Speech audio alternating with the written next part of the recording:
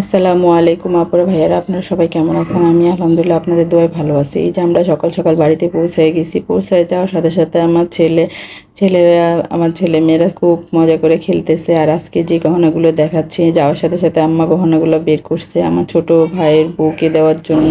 তো আমার ছোট ভাইয়ের বউয়ের যখন বিয়ে হয় তখন আসলে ওরকমভাবে কোনো গহনা দেওয়া হয়নি। আব্বা অনেক অসুস্থ ছিল, জাস্ট কাজী ডেকে বিয়ে করানোর মতো করে বিয়ে করানো হয়। জাস্ট 3 দিনের ডিসিশন নিয়ে আমার ভাইয়ের বিয়ে হয়। তো এর তেমন কোনো গহনা আমরা দিতে পারিনি, বা মামাও দিতে পারেনি। এই জন্য আস্তে আস্তে ওকে সব গহনাগুলো রেডি করে দেয় আমার আম্মা, যে না আমার মেয়েদের যেমন করে গহনাগুলো দিয়েছে আমার ছেলের বউকে আমি সেরকম গহনা দিব। তো আম্মা সবগুলা গহনা আস্তে আস্তে রেডি করে রেখেছে। আমরা জানি না, আমাদের সারপ্রাইজ দিয়েছে যে আমরা যখন বাড়িতে যাব সবার সামনে গহনাগুলো বের করবে। তো আমাদের দুই বোনকে সামনে রেখে গহনাগুলো বের করে আমরা দুই বোনই মানে আমার ছোট ভাইয়ের বউকে গহনাগুলো পরাই দিছে। আমি তো ভিডিও করা নিয়েই ব্যস্ত, আমার ছোট বোন আর আমার আম্মা গহনাগুলো পরাই দিতেছে। আর আমার ভাইয়ের বউ অসাধারণ পরীর মতো সুন্দর, ওকে যেটা পরানো হয় ওইটাতেই ওকে সুন্দর লাগে, এটা নিয়ে কোনো সমস্যা নাই।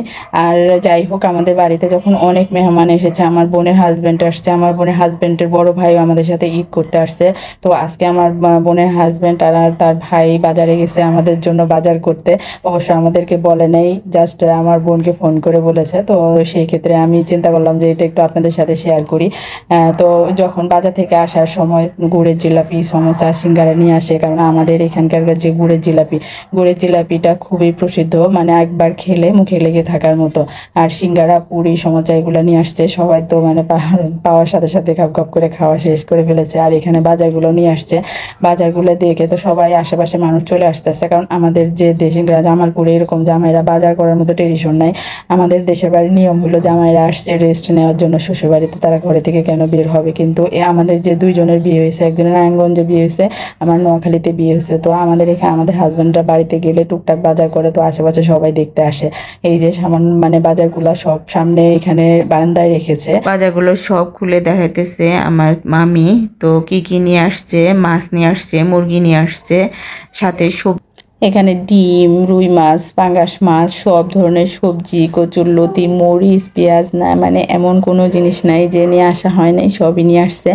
আর বা দেখতে দেখতে বাড়িতে আমাদের সব আত্মীয় স্বজনরা এসে পড়ে। সবচেয়ে ইন্টারেস্টিং হলো যে ডান পাশে আমার নানার বাড়ি, বাম পাশে আমার দাদার বাড়ি। সেক্ষেত্রে নানা, দাদার সবার আত্মীয় স্বজনরাই সবাই চলে আসে। কারণ একমাত্র ঈদের মধ্যে সবাই একসাথে হতে পারি, এছাড়া কোনো সময় থাকে না। এর ছুটি থাকে না, ওর ছুটি থাকে না, এই ঝামেলাগুলোর মধ্যে থাকে। তো এই বাজারগুলো দেখতে দেখতে আসলে আমার ভাস্তা ভাস্তিগুলো চলে আসছে। ঈদ তো আসলে বাচ্চাদের, ওরা অনেক মজা করতেছে। আমার ছেলে মেয়ে, আমার বোনের ছেলে মেয়ে, আমার ভাইয়ের ছেলে মেয়ে, মানে ওদের হলো ঈদ, ওরা এত পরিমাণ মজা করতেছে এতদিন পরে সব ভাই বোনরা একসাথে। আমরা যখন ছোট ছিলাম তখন আমরা ওইরকম মজা করছি, বাট আমরা এখনো বড় হয়েও সব ভাই বোনরা অনেক মজা করি। ঈদ সময় আসলে মানে বোঝা যায় না যে আমরা বড় হয়েছি, আমাদের এতগুলো বাচ্চা কাচ্চা হয়ে গেছে। তো আমরা মজাটা কিন্তু এখনো কন্টিনিউ চলতেছে। তো এর মধ্যে আইসক্রিম ওয়ালা চলে আসছে। আসলে আগে যে আইসক্রিম ওয়ালাগুলো আসতো ওগুলো ছোটো ছোটো ডাব্বা নিয়ে আসতো, আর এখন যে আইসক্রিম ওয়ালাগুলো আসে এগুলা রিক্সা নিয়ে আসে। তো বাড়িতে আসবার আইসক্রিম খাবো না তা তো হয় না, তো আমরা আইসক্রিম খেতে থাকি। আজকে ভিডিওটা এই পর্যন্তই। আমাদের জন্য দোয়া করবেন, আমার বাচ্চাদের জন্য দোয়া করবেন, আর বাড়িতে যেন আমি খুবই ভালোভাবে ঈদ কাটাতে পারি আমার জন্য দোয়া করবেন। আজকে এই পর্যন্তই, আল্লাহ হাফেজ।